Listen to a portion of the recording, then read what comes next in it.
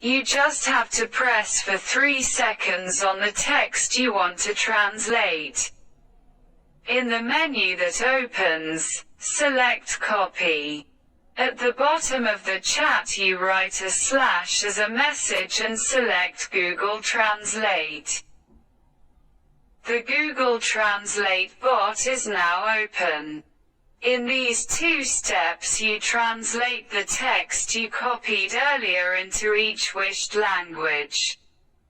First, enter the abbreviation of the language you want and press, then click on the arrow.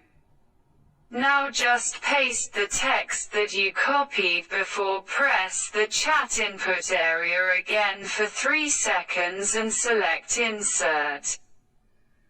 Then press the arrow again and the desired text appears. Now I translate chat.